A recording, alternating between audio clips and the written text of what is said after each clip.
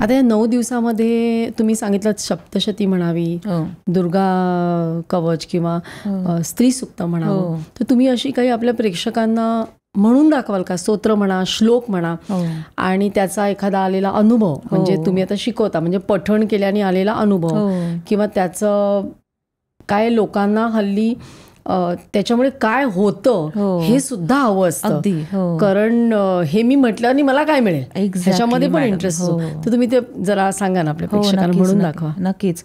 नाही, हा खरंच स्वाभाविक भाग झाला, कारण आपण ज्या आता तांत्रिक युगात राहतोय तर काहीतरी मिळाल्याशिवाय आपण काहीतरी करत नाही. आणि मला सांगायला आवडेल की मागच्या काही वर्षात हा जो मी वसा घेतलेला आहे प्रचार प्रसार करण्याचा स्तोत्राचा, तर जी स्तोत्र आपण म्हणायला सांगतो माझ्या कन्सल्टेशनमध्ये, ती स्तोत्र ते पर्टिक्युलर दिवस म्हटल्यानंतर त्याचे अनुभव आल्याचे सगळ्यांनीच पॉझिटिव्ह फीडबॅक दिलेले आहेत. म्हणजे उदाहरण फक्त मी सांगते की मध्ये एका गृहस्थांचा कॉल आला. त्यांनी सांगितलं की मी खूप आधीपासून ड्रायव्हिंग करतो, म्हणजे 20-21 वर्षाचा असताना मला लायसन मिळालं आणि तेव्हापासून मी 4 व्हीलर ड्रायव्हिंग करतो. करोना काळामध्ये मला करोना झाला आणि त्याच्यानंतर जेव्हा सगळे निर्बंध संपले तेव्हा मी गाडी चालवायला सुरुवात केली आणि माझा ॲक्सिडेंट झाला. आणि तो ॲक्सिडेंट झाल्यानंतर मग तो एकतर आधीच करोनातनं मी कसाबसा तग धरून राहिलो आणि त्याच्यानंतर ॲक्सिडेंट, आणि त्यामुळे माझा आत्मविश्वास गेला. आणि म्हणाला की मॅडम, मी एवढी 50 लाखाची गाडी घेतली, मी कधीही बसने प्रवास केला नाही, रिक्षाने प्रवास केला नाही, आणि कायम मी गाडी चालवणार असा मी ॲटिट्यूड ठेवला, आणि आता मला गाडी स्टेअरिंग हातात घ्यायला भीती वाटते. बरं, मी हे कोणाला सांगू? मी याच्यासाठी सायकियाट्रिस्टकडे गेलो, मी कन्सल्टिंग केलं, खूप औषधं घेतोय, पण तो कॉन्फिडन्स येत नाही आहे मॅडम, मी काय करू? त्यांना म्हटलं, त्यांना जी काही स्तोत्र उपासना होती ती दिली, आणि देवीचं महिषासूर मर्दिनी स्तोत्र दिलं.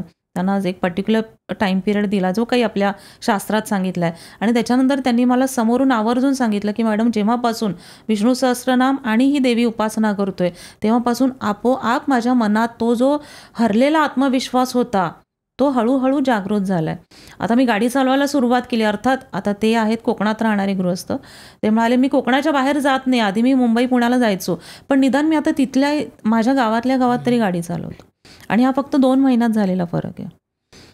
तर असं हे ललिता सहस्रनामाच्याच इतकं तोडीचं स्तोत्र महिषासूर मर्दिनी, ते आपण थोडंसं श्लोक बघूया.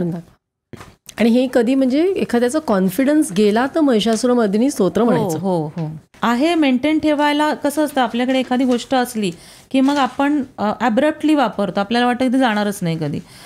त्यामुळे आत्मविश्वास असताना त्याची किंमत नसते, गेली की मग आपल्याला वाटतं की अरे मी आधी करायचो आता नाही करत. सुरुवात करते.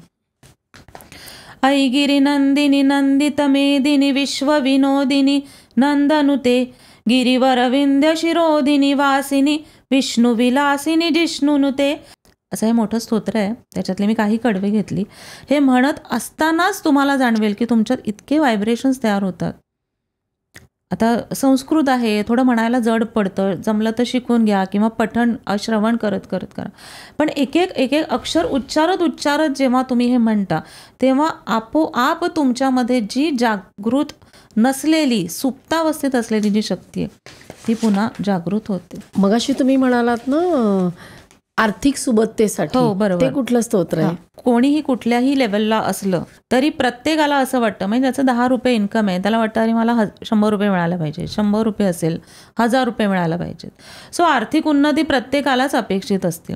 पण एक गोष्ट लक्षात ठेवायची की ही मूठ, याच्यात जेवढं देवाने दिलेलं आहे तेवढं आपल्याला मिळणार, पण तेवढं मिळालंच पाहिजे, हा पण ॲटिट्यूड हवा की मुठीत जेवढं मावेल तेवढं देऊन आपल्याला देव जन्माला घालतो. पण काय होतं की आपल्या आजूबाजूला नकारात्मक शक्ती असतात, आपला कॉन्फिडन्स कमी झालेला असतो, आणि मग या सगळ्या गोष्टीमुळे जी तुमची पहुंच आहे, जी तुमची रेंज आहे, जी तुमची कपॅसिटी आहे, जी तुमची एफिशियन्सी आहे ती तुम्ही वापरत नाही. मग ती वापरायची, आणि मग जे आजूबाजूचे ऑब्स्टॅकल्स असतात ते दूर व्हावे त्याच्यासाठी कनकधारा स्तोत्र, कनक म्हणजे सोनं, की म्हणजे धन धान्य सुबत्ता, त्याच्यानंतर पैशाच्या फॉर्मॅटमध्ये ज्या ज्या तुम्हाला हव्या असणाऱ्या ज्या ज्या कम्फर्टेबल गोष्टी आहेत त्या तुमच्याकडे याव्यात, ह्याच्यासाठी स्तोत्र कनकधारा स्तोत्र. कनकधारा स्तोत्र मोठं आहे, त्यातल्या काही ओळी आपल्या प्रेक्षकांसाठी. अंग हरे पुलकभूषणमाश्रयन्ती भृंगांगनैव मुकुलाभरणं तमालम् असं कनकधारा स्तोत्र, या कनकधारा स्तोत्रात पण आपण देवीला आवाहन करतो, देवीला सांगतो की ये माझ्या घरी निवास कर आणि माझ्या आयुष्यातल्या आजूबाजूच्या ज्या ज्या नकारात्मक गोष्टी आहेत त्या गोष्टी तू दूर कर. आणि जसं अन्नपूर्णा स्तोत्रामध्ये फक्त अन्नाचा आपल्याकडे येवा असू दे किंवा अन्नाबद्दलची ददात नसू दे ही प्रार्थना. कनकधारा स्तोत्र especially dedicated to only financial prosperity. तुम्हाला आठवत असेल ना, लहान असताना आपण एक प्रार्थना म्हणायचो की मारुती शक्ती दे, विठोबा भक्ती दे, नारदा युक्ती दे, श्रीकृष्णा प्रेम दे, सरस्वती विद्या दे, रामराया कल्याण कर. याचा अर्थ काय की प्रत्येक देवाला एक एक डिपार्टमेंट दिलेलं आहे आणि मग त्या डिपार्टमेंटचे हेड ते आहेत, ते HOD आहेत. मग ते मागायचं असेल तर त्याच्याकडे जायचं. म्हणून कनकधारा, फायनान्शियल प्रॉस्पेरिटी, आर्थिक उन्नती. पार्वती स्तोत्रही मी म्हणून दाखवते. पार्वतीचं सगळं महात्म्य चरित्र आपल्याला माहिती आहे. आपण आता गणपतीच्या काळामध्ये पार्वतीची उपासना करतो. त्याचं स्तोत्र, शक्ती स्वरूपे सर्वेषां सर्वाधारे गुणाश्रये सदार शंकर युक्ते च पतिम देही नमोस्तुते. देवी या स्तोत्रात आपण देवीला सांगतोय की पतिम देही नमोस्तुते, म्हणजे जर मुलगा हे स्तोत्र म्हणत असेल तर पत्नीम देही नमोस्तुते, म्हणजे चक्क विवाह योग्य जोडीदार मिळू दे याच्यासाठी ही प्रार्थना. मग इथे तुम्ही अन्न धान्य पैसे आत्मविश्वास नाही, directly come to the point. मुद्दा काय आहे तो इथे अगदी शब्दशः लिहून दिलेला आहे. आपल्याला काहीच वेगळं करायचं नाही. आपल्या उपासनेत इतकी स्वच्छ शुद्ध फोकस्ड प्रार्थना आहे. आपण म्हणतो ना, अरे तू मुद्द्याचं बोल ना, मी विचारतोय काय, तुम्ही उत्तरं काय देता. सो असं हे ह्याच्यामध्ये होत नाही. लग्न जमत नसेल तर त्यांनी पार्वती स्तोत्र म्हणावं. आणि आता मागच्या काही महिन्यांमध्ये ज्यांना आपण कन्सल्टिंगमध्ये हे उपाय देतो तर पार्वती स्तोत्र आणि त्याचबरोबर अकंपनीड बाय शिवस्तोत्र. एक नियम लक्षात ठेवायचा की देवीची उपासना करताना, म्हणजे लक्ष्मीची उपासना करताना विष्णूंचं स्मरण करायचं, विष्णूंचं स्तोत्र मंत्र पठण करायचं आणि विष्णूंचं स्मरण पठण करताना लक्ष्मीचं स्मरण करायचं. त्याचप्रमाणे पार्वतीची उपासना करताना शंकराला आठवायचं. आपण थोड्या वेळाने मार्गशीर्षातला उल्लेख करणार, त्याच्यावेळी मी आवर्जून सांगेनच. दुसरा श्लोक, सृष्टिस्थित्यंत रूपेण सृष्टिस्थित्यंत रूपिणी सृष्टिस्थित्यंत बीजानाम बीजरूपे नमोस्तुते. आलं लक्षात? स्तोत्रातच दिलेलं आहे की पतिम देही नमोस्तुते, पत्नीम देही नमोस्तुते. सर्व सृष्टी स्थिते देवी, सृष्टी देवी माते तू निर्माण केली आहेस, सृष्टीच्या अंतापर्यंत तू राहणार आहेस. मला ही सृष्टी निर्माण करायची आहे, मला ही पुढची पिढी निर्माण करायची आहे, मला जोडीदार दे. Directly come to the point. So पार्वतीची उपासना म्हणजे वैवाहिक ज्या काही अडचणी आहेत, लग्न झालं आहे पण पुढेही काही प्रॉब्लेम आहेत, मग अशा वेळी नक्की हे स्तोत्र उपयोगी पडतं.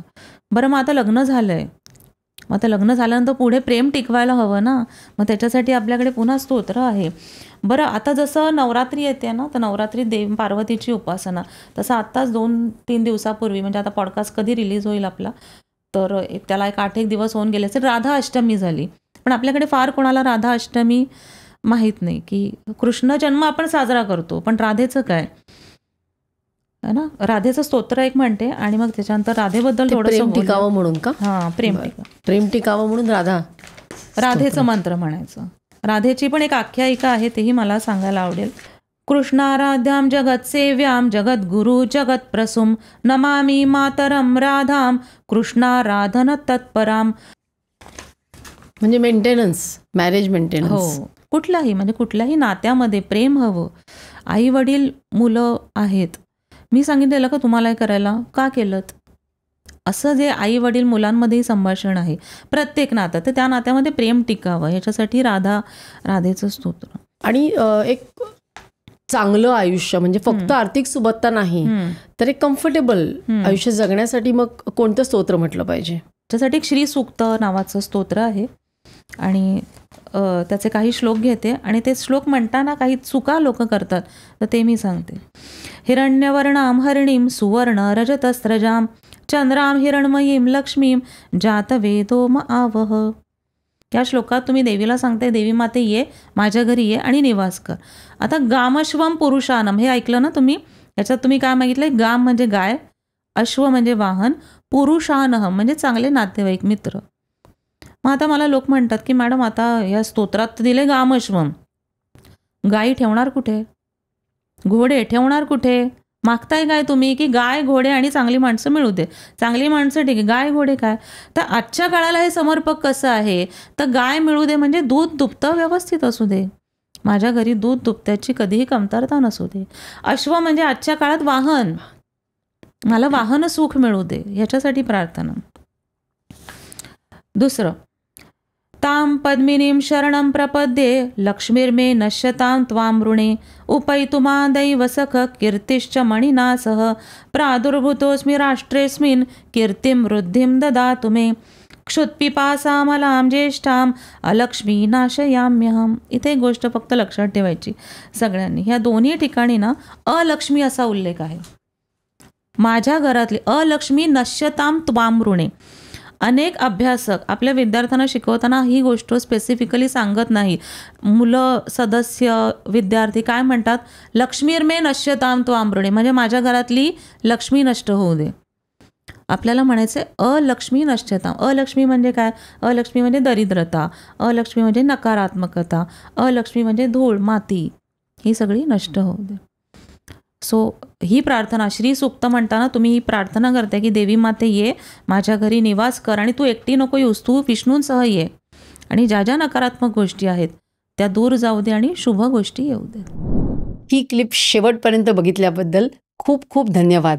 संपूर्ण एपिसोड बघण्यासाठी खाली दिलेल्या लिंकवर क्लिक करा आणि सर्व काही चॅनलला सबस्क्राईब करायला विसरू नका.